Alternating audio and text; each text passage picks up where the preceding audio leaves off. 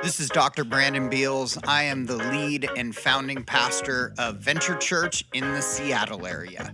My name is Tony. I pastor Venture Church Seattle. With this podcast, we talk about things that pastors always want to talk about but are afraid to. I'm so glad you're with us today. Welcome to Pastors Unfiltered.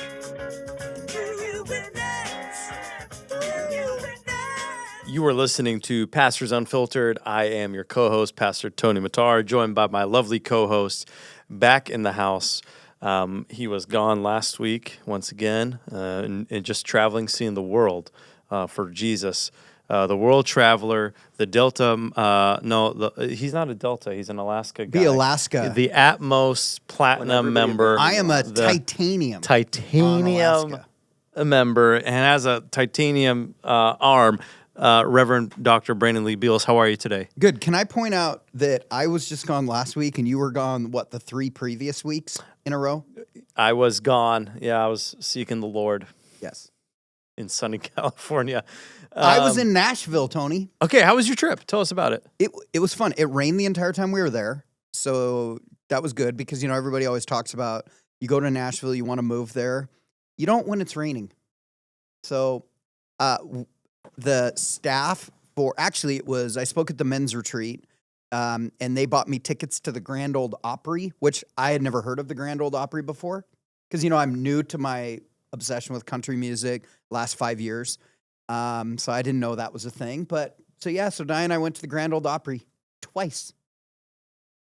Do you even know what the Grand Ole Opry is, Did you like Tony? my comment on your Facebook when I said, I don't know half of these words? He said, the Grand Ole Opry to see the Nitty Gritty Dirty Band. It's like... Nitty Gritty Dirt Band. Nitty Gritty Dirt Band. Well, here was the crazy part. So this is a shout out to my 25-year-old son, Elijah.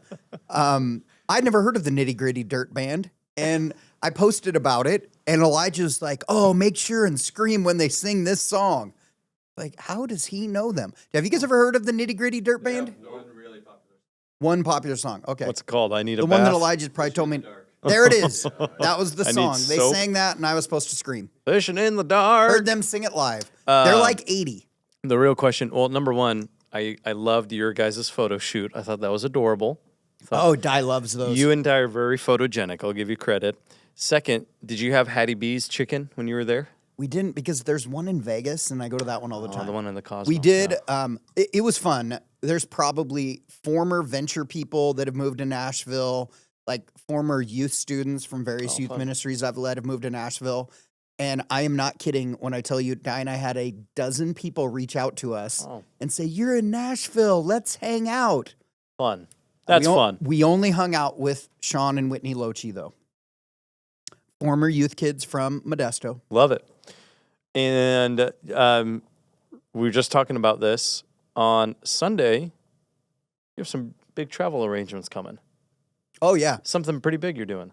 I'm going to Wisconsin. I'm going to be able to attend the Green Bay Packers versus Philadelphia Eagles Monday night game. One of my good friends is the chaplain for the Packers, so going to be involved in the Packers chapel. I ironically am traveling with Dave Nelson from Timberlake and Mark Batterson from Circle Maker. The Circle Maker, or In a Pit with a Lion book. He is the prince of CMN. You have to really enunciate that. The Church Multiplication Network. Oh, he is like the poster child. He is the poster child of the younger generation of the AG. And it's amazing because he's older than me, but if you're in your 50s and younger, the AG doesn't have generation. much. It's either him and then homeboy from Orlando who screams when he preaches that Morgan loves. JJ Vasquez. JJ Vasquez, Mark Batterson, and they love Jay Port. They love Jeffrey Portman. Well, I think that's gonna be a blast. We're going to watch part of it at Pastor's Huddle. I will look for you in the audience. Are you going to sit in the suites, or do you get to sit? So here's a crazy part about this. So about 3 weeks ago, I got an email from another AG pastor. His name's Aaron Cole. And Aaron said, hey, I'm there with the Center for Theological Studies at this game. Wanted to know if you wanted to be in the suite with us. So I haven't decided. I haven't decided Holy if I'm going crud. to go into the Center for, what is it? Center for Theological Studies, the college in Belgium. Yeah. So I haven't decided if I'm going to go in CCS, yes. that suite or Yeah. if I'm going to be on the field with Mark and Sean. What do you think I should do? I think PB, it's Green Bay. I'd be on the I field. want to You could do experience suite. the whole thing. Yeah. I don't really care Green about Bay. Green Bay. I don't care about the Philadelphia Eagles. I don't have any players from either one of those teams on any of my fantasy teams. So I have no, I don't either. I'm going to have to borrow a jersey from Sean. You're going to have to bundle up. But to experience Green Bay, all the houses around the stadium, I mean, it's a really cool. You should do it and get some cheese. Well, and that weekend, the Huskies are playing University of Wisconsin in Madison. Oh. And because my son Elijah has the world's coolest in your 20s job, he gets to go there representing BECU in the BECU suite over there. Are you going to go with him? No, because I don't. I didn't want to go on Saturday. I heard the weather's supposed to be terrible, and yeah, I didn't want to pay for an extra day of a hotel. So we just had a conversation. We got to dive in here in our content before about when it comes to travel arrangements. And I'm with you on this too. I will not share a room with another human. No. That's not my wife. Yeah, I will share a room with my wife. Yep, and that is it. That's it. So we get invited all the time to travel all over. I'm telling you, any given month, a minister, especially as the church gets larger, you get asked to travel everywhere. And the first question I always ask is, what are the sleeping arrangements? Because pastors all snore. And if I have to share a room with a dude who snores, I'm done. I won't sleep. I'll be miserable. So I'm not dealing with it. No. I'm not dealing with it. Well, now that we set up the episode, we sound like prima donnas and snoring. We have today with us the guest, David Chad Manuel Diaz. David, welcome back to the pod, baby. They finally had me back. Welcome back from all the way from Yakima, Vegas. Sunny Yakima. Sunny Yakima. The Palm Springs of Washington. Yeah. Of course. Chad Manuel, what is that? Well, Manuel, I don't know what it is, but Chad is my middle name. What is Manuel? His other middle name. Are you just being racist? No. That is the middle name that he. I don't call you. I don't call you. You don't know my middle name. You have name. an Italian, a Palestinian, and Colombian, Dominican, Puerto Rican. Colombian, Puerto Rican. Can we talk about Bad Bunny for a minute? Sure. Are you one of those upset people that he's singing at the halftime show? No. I love Bad Bunny, dude. Bad Bunny is great. I have YouTube TV, so I'm going to have the Super Bowl on the left side, and then Turning Point USA on the right. And I'm going to have the audios going back and forth, you know? You're such a conservative, bro. Are you serious? Who does Turning Point even have? I heard that they claim to have declined Adam Taylor Sandler. Swift. Forrest Frank declined them, and he's of that cut of that cloth. Forrest Frank wait a is second. crazy. They didn't decline Taylor Swift. Yes, they did. No, bro. They turned her down. No, dude. Erica Kirk turned her down. Bro, Erica Kirk with the pleather pants needs to chill. I don't know where you get your news. I don't get it from TikTok. David just announced he only watches Fox News and the Hannity Report every evening. I live in Yakima, dude. Whoever's watching this, fact check Taylor Swift getting turned down by Turning Point. Bro, you're not watching Turning Point. Are you really? No. I'm going back and forth. Nobody turns down Taylor Swift right now. Faith, family, and freedom. I can't even picture Taylor Swift requesting to be on that. She wanted to use her platform to... David, out of curiosity, are you a Swiftie like Tony? No.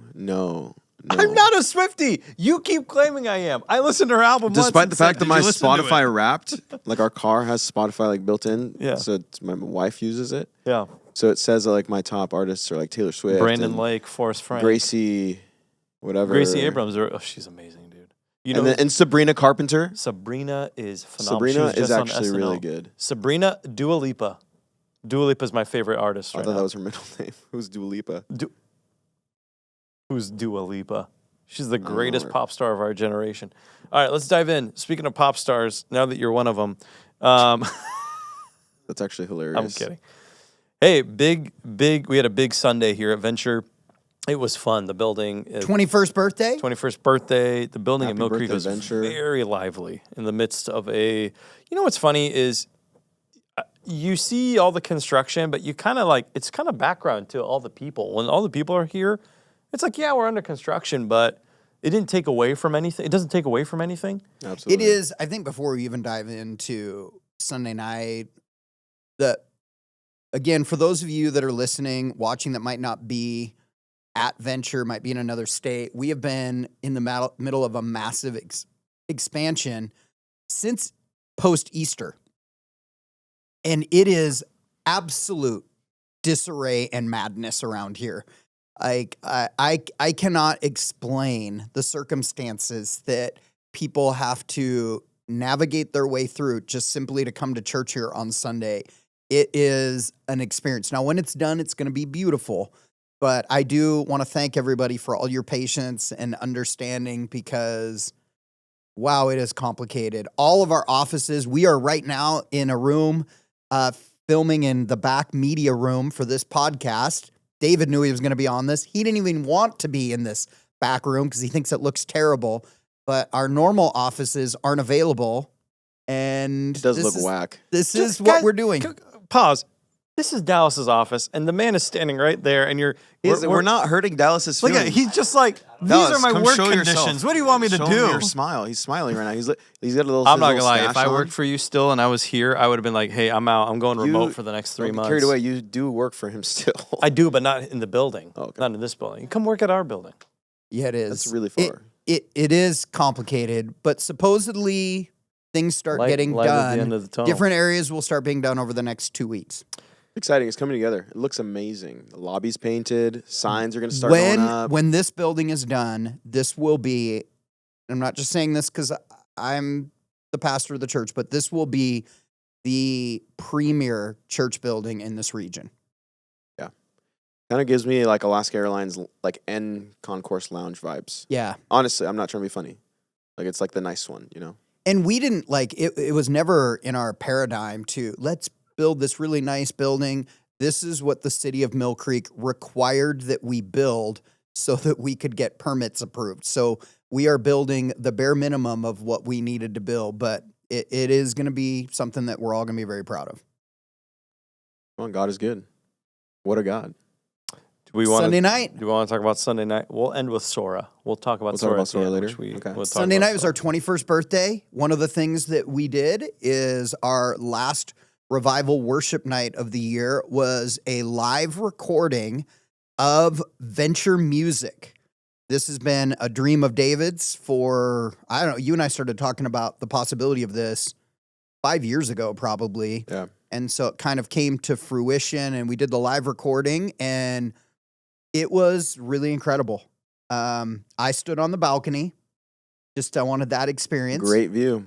I will tell you, for those of you, again, listening, every seat on that balcony is premier. Like, that balcony is going to be amazing seating. You can see the stage. You can see the front. It sounds incredible. It's not too loud. But the whole thing was amazing. So, David, just take a minute. Just tell us what led to doing this. Yeah, I mean, we've been given a handful of prophetic words through the years that this would be a house that would release music, and that would release music that would not only impact our house, but would expand our reach beyond the four walls of our local church.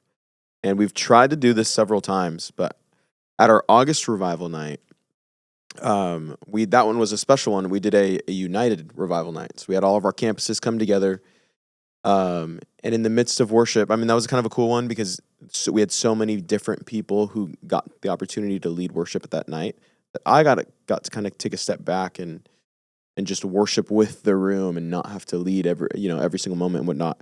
And as I was praying and interceding in that, I felt the Lord speak to me several things, but one of the things that was blaringly obvious that he was speaking was, he said, David, I've been trying to give you guys this gift of songwriting and releasing music, but you haven't followed through. You've been disobedient. And that was gut-wrenching for the Lord to kind of put that on my heart and speak that to me. So I had a moment where I had to repent, and then I said, God, I don't know how to do this. like help me do this. Like, how do I do it? And he spoke to me 2 things. He said, build a team and have a sense of urgency. And so that week I met with Pat, who he's our music director and is like one of my right hands in ministry. I shared with him everything that the Lord spoke to me, and he was like, okay, so what are we going to do? And I was like, well, I need to build a team. So you're the first person who I need to join this team. Like, are you all in? So Pat gave me his yes. He said, okay, let's strategize. And I said, give me 48 hours to pray through like a strategy. And the Lord gave me a strategy, and Pat and I got to planning. So 2 weeks from when this word was given, we had a songwriting retreat planned. And then like a week and a half later, we go on a songwriting retreat. So a group of 7 of us get away to Suncadia, and we rented a house, and we just wrote songs. And our goal, my lofty goal, was to write 20 songs. So we have a lot of friends connected to Venture that have done this before. And they all say like you got to write like 20, 30, 40, 50 songs to come anywhere close to have enough content for an album. And our goal was kind of an EP, but I don't know. I went with the goal of 20 songs. I shared this with Di, because Di is kind of my supervisor in the day-to-day, and she lovingly and graciously said that we should probably lower our expectations a little bit, and like maybe set a more reasonable goal. And I was like, I'll make you happy if we come back with 10. I'll be happy if we come back with 20. How many did you come back with? We wrote 26 songs. Wow. And the amazing thing about this is that every step of the way, it hasn't just been me having this feeling, but kind of a tangent. My favorite part of this project has been probably there being opportunity for other leaders to be elevated. Like, sure, I have a title and I lead this area or this department in the church, but we have a group of incredible songwriters, and that group of incredible songwriters, they don't get to lead worship every single week. So they got an opportunity to use their gifting. Anyway, so we write 26 songs. We come back and we pare it down to, hey, we think that these songs could go well together on an album. So that we narrowed it down to 10 songs that are going to go together on an album, and then we are going to do. There's some other songs that we will do something with. And so then we went into the music production phase, and then we had a random creative meeting where I was like, hey, we've got these songs. I kind of really didn't talk to many people about it. But I was in a meeting with EB and Rachel. I was like, hey, like, I kind of want to do like a live recording. Have some songs that we feel pretty good about and whatnot. And it kind of snowballed into, hey, what if we did this in conjunction with our 21st birthday, and we do a live recording and a birthday party before the live recording.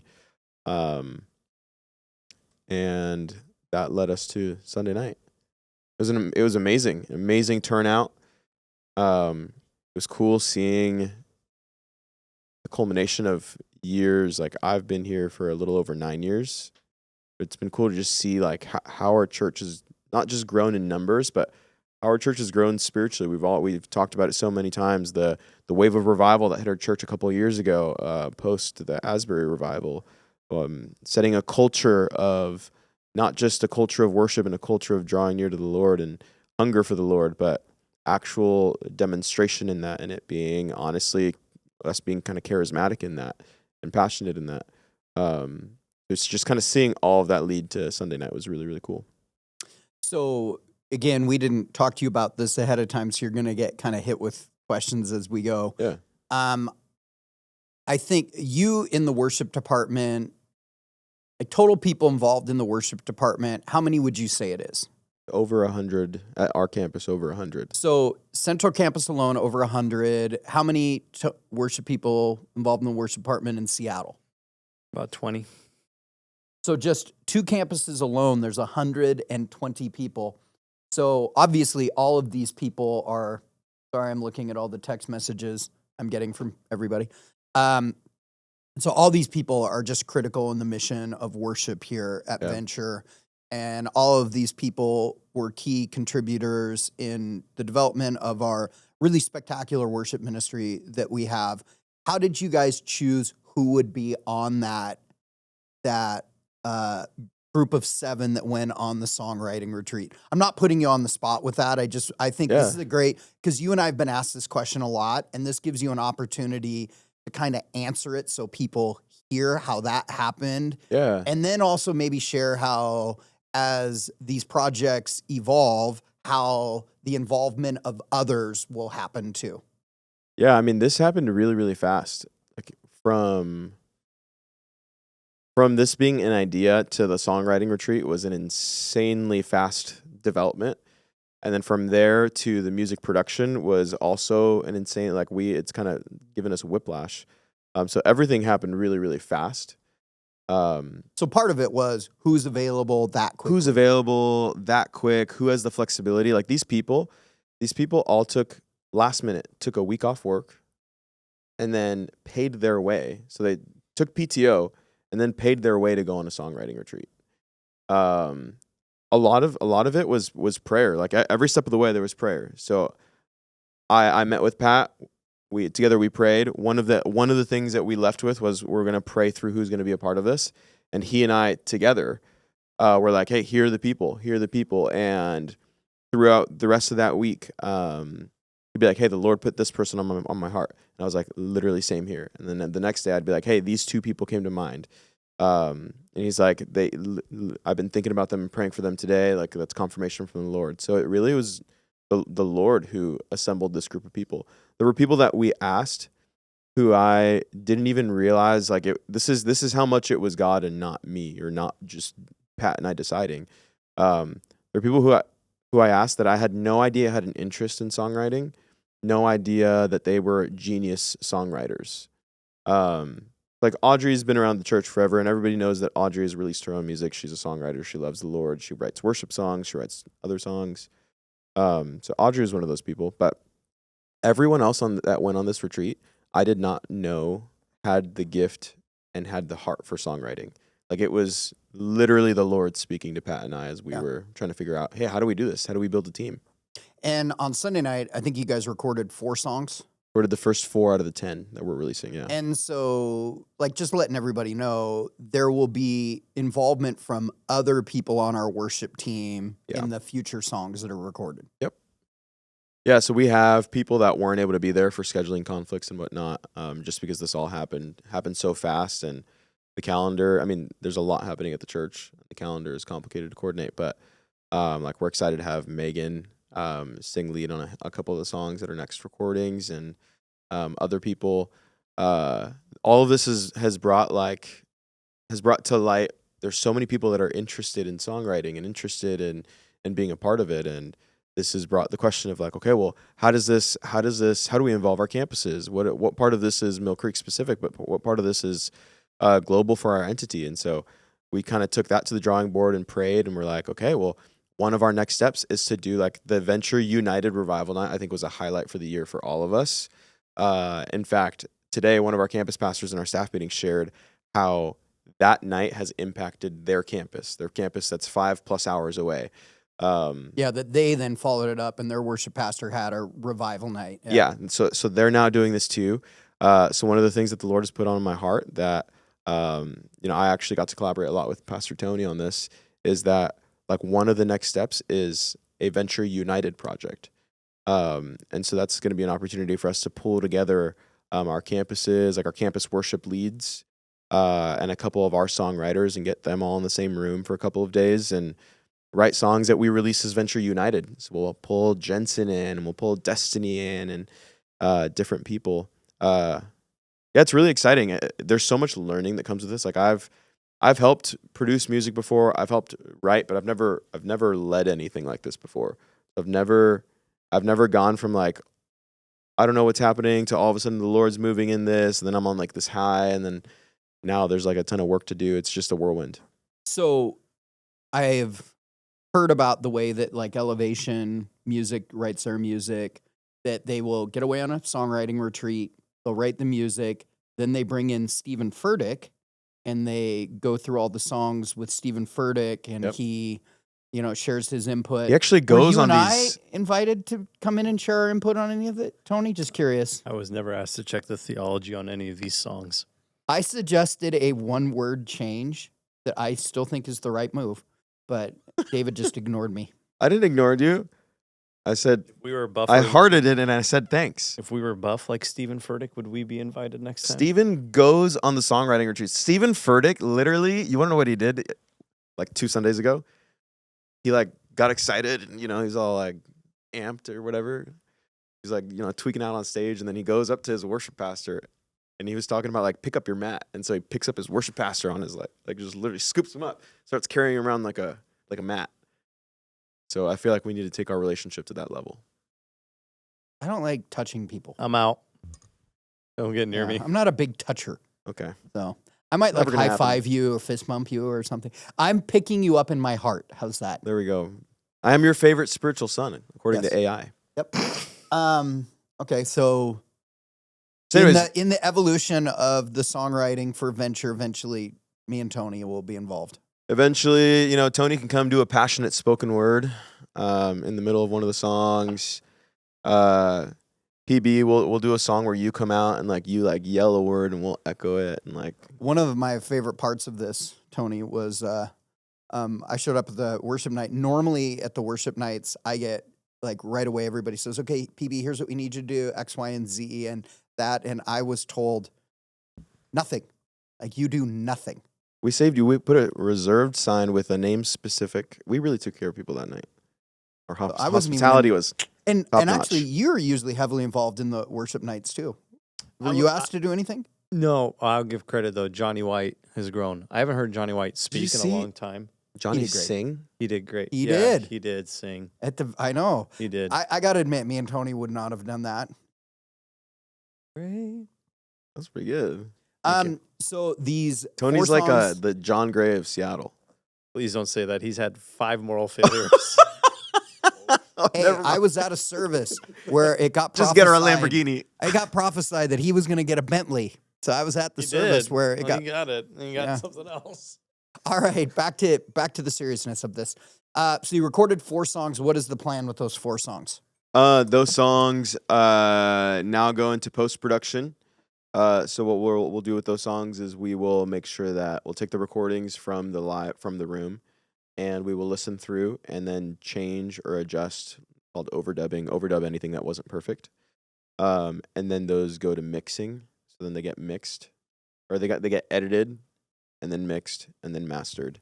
And those 4 that we recorded are going to be what we end up pre-releasing. So we'll pre-release the 4 songs leading up to the full album drop. Yeah, that was the sense of urgency in getting those done, is because those need to be done at least a month before the rest of the album is done. When do you feel like those 4 songs will be completed? The goal is that by January 1st, those are ready to go. Not releasing January 1st, but yeah. Help me understand real quick before we wrap up. I keep hearing this debate on auto-tuning, like what's allowed, what's not allowed, and like, so we have, how does it work with recording this? Because, like when you see an artist and you hear their album and then you go see them live and you're like, whoa, you're a different person. Do we involve auto-tune? How often do we do it, and how much of it do we use? We use all of it. I mean, no, I don't have a point. I'm literally, yeah. Yeah, I mean, auto-tune, everybody uses it. Every artist is using it. Every album that's ever been released is using it. Maybe Toto didn't use it, but everybody uses auto-tune. Or T-Pain, he took the brunt of it. Every large church in America, if they're not using it, should be using it. I think you should use it. I think most people shouldn't need to use it. But all these artists that you travel and see, they're singing how many shows back to back? They're singing, 5 shows every 6 or 7 days. So your voice gets so tired. It takes PB, you preach on a Sunday morning and you need Monday to recover your voice. Literally. We start auto-tuning PB by the 3rd service. We do. I'm kidding. So could auto-tuning make Tony and I sound good if we sang? If you're close enough. The way auto-tune works is you have to be close enough for it to actually work. Close enough to the correct pitch. Well, it's not going to work for me. Well, then. I can sing the right pitch. It just doesn't sound good. Yeah, with some reverb. And Josh is like, I can make you sound good. Josh wants to try it. Of all my ministry moments with you, I've never seen you sing. I'll be honest. I don't think I've ever heard you even like standing next to me. I don't think I've ever even heard you sing a song. He's always mouthing the words at least. I mouth the words. Yeah, Says he's got to save his voice to preach. it is literally one of the reasons. Yeah. I will sing on worship nights. I do that. I was in choir all the way through high school, believe it or not. You were a choir kid? Yeah.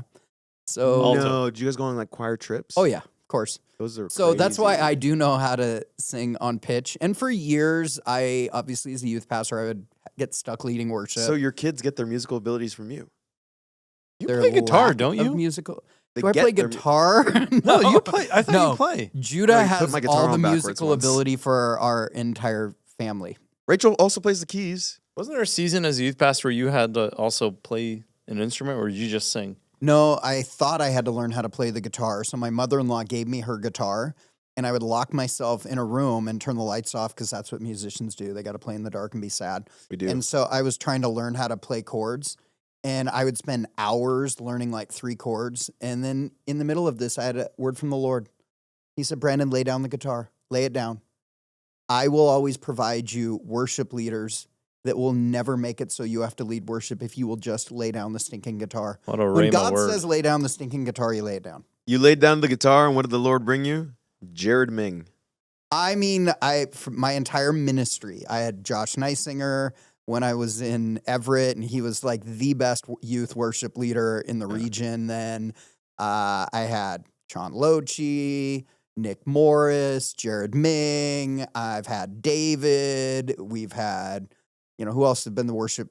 We've had. Didn't you have like Lincoln Brewster or something? Lincoln Brewster when I first started at Calvary? No, we've had and just think of all the worship leaders that we've had at Venture. It's like, I mean, they laid a foundation that David got to build on because of the stellar worship leaders we've had. But that was all because I chose not to play the guitar. Probably for the benefit of the whole world because I was terrible. Wow. I did play the tenor sax in high school, though. What is it with all these pastors that play Play sax? It's like Jensen Franklin over Sorry, here. our grandmas made us. We're going to pray for Israel. Before we do, I'm going to play the sax. Wait a second, Jensen Franklin plays Jensen the sax. plays the sax. All the time. Sean King plays the sax. Sean King. Sean is Matt actually Harder good, though. plays the sax. No way, does he? Yeah, he's Yeah. terrible. Bill Clinton. Do you want to hear the story about my saxophone, David? Yeah. So I played probably since 3rd grade. My grandpa was in jazz bands Uh, and kind of like country western band, jazz bands. And he had tons of instruments. And so my grandma gave me his tenor sax and said, this is your grandpa's. Learn how to play the sax. And so played from 3rd grade till I was in 10th grade.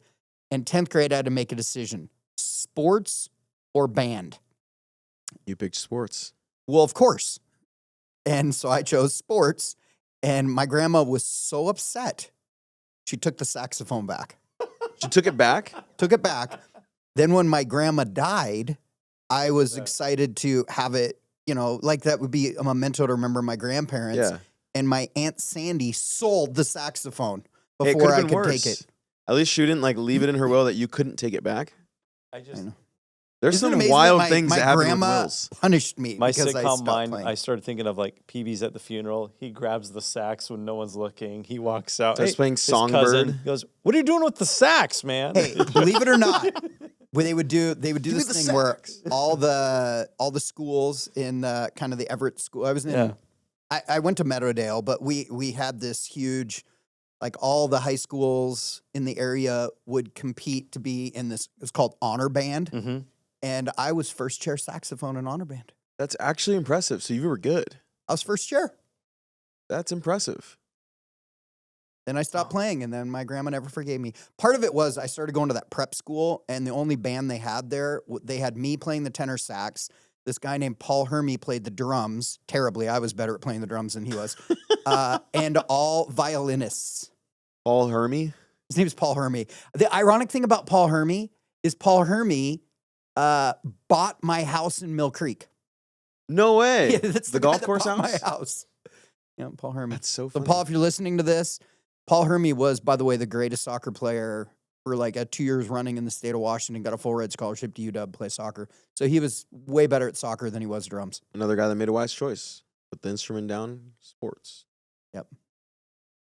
Well, I think it's probably time to land the plane. PB has to take a call. We are super proud of you, David, for all the hard work. Sunday night really was. It was incredible. I was very, very proud from beginning to end. The party that Rachel put on for the 21st birthday ran amazingly. I was super proud of all the musicians. And while I was up there watching, I was thinking about just all the key people that have helped develop our worship team over the years. Just thinking of, people like Erica Wall, Ethan Wall has been really heavily involved, to obviously Megan. I thought about people like Don Pollington, John Plotner. I mean, the list goes on and on and on of people that we celebrate, we honor, we thank. They weren't involved that night, probably will be in the future at some point.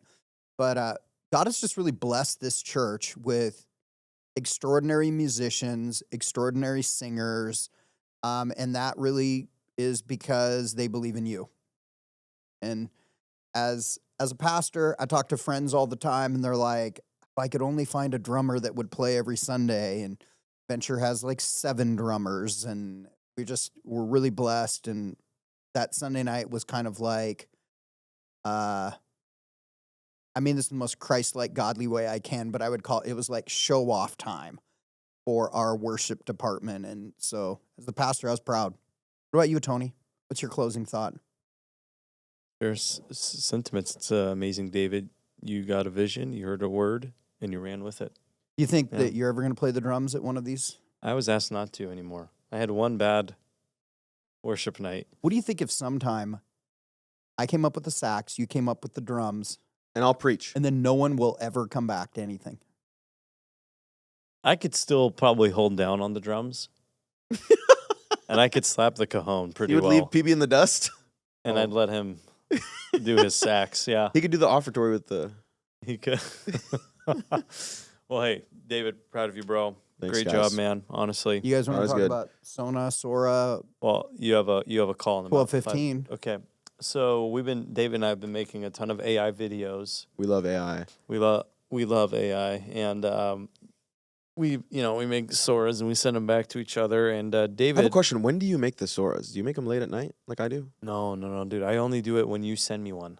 It I then will hop you? on, and it triggers me. He does it late at night. His version of late at night is different than yours. Oh. I get yours typically around 10:30 at night, and his come in around 6. So it's about 6 o'clock at night is your 10 o'clock. I'm literally in bed. I'm literally in bed at 8:45 right now. 9 That is actually crazy. I literally get off, and typically I have a face-to-face or something at night. Do it, see my kids, pat them on the head, and I go to bed.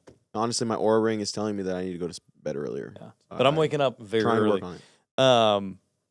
I think everybody should be on Sora. I overcome and my everyone fear. should have an Aura ring. 100%. The Aura ring, has it? It's changed my life. Does it amuse you when the Aura ring tells me off? Oh. It will be like, relax, you are stressed out. Well, I looked at PB's stress chart one day, and it was like, mine was like, stressed for 30 minutes that day. Yeah. Yours was like 30 straight days. 30 straight days of like 11 hours. Multi-site ministry. That's it. And you're pretty much building another building. There's a video on here on Sora of David and I doing a drum off at Allegiant Stadium, and then we shout out the fight pastor. Can we play it into the mic? 6 on him, and let's make some noise. To the fight pastor, thank you for pouring into this city. We see you. Yeah, shout out to the fight pastor. Keep fighting the good fight. Let's make some noise. Keep fighting pouring the good fight. into the city. Pouring into the city of Las Vegas. Pouring money into the city. That's all we pour. Pastor Wow. Brandon Beals and Pastor Benny Perez saving Vegas. Oh my gosh. All right, we got to go. We will make another one. Maybe we'll drop it on the Pastors Unfiltered Instagram, Dallas. Dude, that should be this week's reel. We'll make one. Let's make one. We'll make one. Not one where it's sentimental, where you're like asking him to say nice things about you. Because that's the one you made, and I did make that. he made it. I made AI do what Okay. PB will never do. We That's will not do- true. He does I it. just said something He does I it. know. He I'm does it. joking. We will. He'll make one of these things of us filming a podcast. How about what should we be talking about? Let's do it. Talking about the new Taylor Swift album. Turning Point USA halftime show. Oh my gosh. Well, it might pull up the content violation. But you're wearing a MAGA hat. That's fine. You have to wear a MAGA hat. I made one. Oh, I feel like I should show this. I made one of my wife accepting the chief of surgery position at Seattle Children's Hospital, and I'm standing next to her, supporting her, Holding her purse. with a MAGA hat on. That's actually pretty funny. Oh my gosh. Oh, dude, Well, Yakima, what Yakima does to you. we need to go. We really need to go. All right. David, thanks for being here, bro. Thanks for flying in for this. Appreciate it. Thanks, guys. PB, next week, what are we doing? It'll be a big one. Oh, next week we have Joshua Talent coming on. Great. We're talking about Ephesians 3. Deep dive, Ephesians 3. Come on. But Jesus. More but Jesus. But Jesus. I had a girl in the second service. I said, but Jesus. She shouted back. She couldn't stop laughing. It really threw off my mind. The first service, I paused and I said, but Jesus, and the whole room stood to their feet.